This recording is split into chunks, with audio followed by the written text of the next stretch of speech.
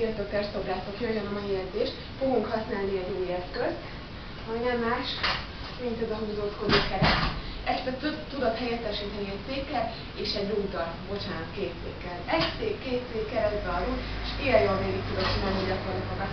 No, de csapjunk bele! Mivel is kezdem? Összesen 5 gyakorlat van. Itt a puskám, azt tanácsolom neked is, hogy írd ki rá a gyakorlatokat és így végezd.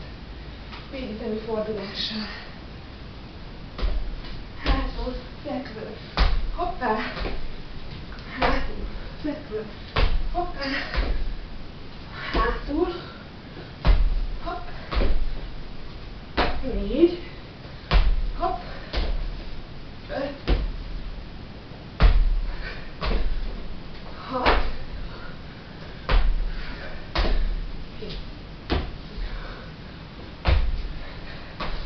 8, 9, 10. Szuper! Jön a szőnyeg. Emeled át már szereted nevű gyakorlat következik, ami egy jó kis hasizom. Tartod, fölfelé néz a tenyérderék a talajon. Átöleled már szereted, és ment. Fújj a levegő, szív.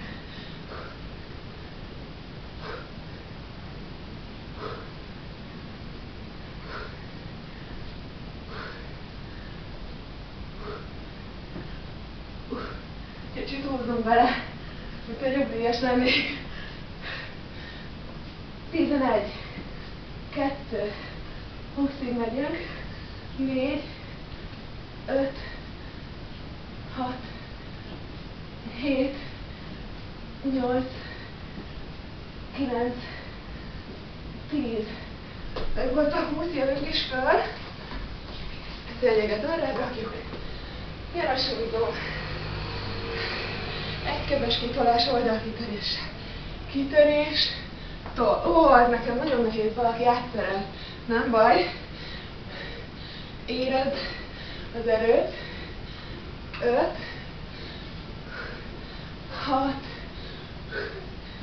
7, 8, 9, 10. Másik oldal. Lent. Tol. 2, 3, 4, 5, 6, 7, 8, haspopsifeszes, 9,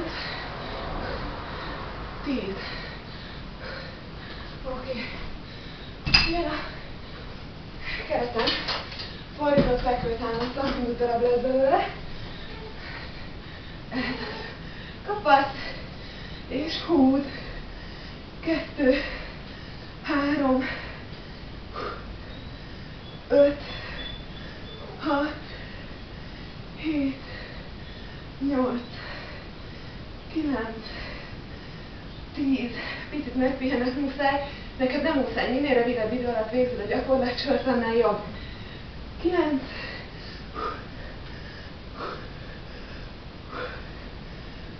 5, 4, 3, 2, 1, utolsó, fönt. Nagyon jók voltunk. Próbálok felállni.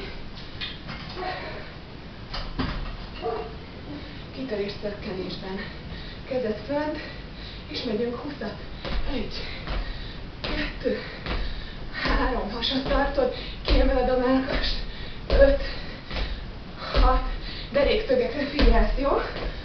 9, 10, 11, 12, 13, 14, mindjárt vége, 6, 7, 8, 9, 20. Oké.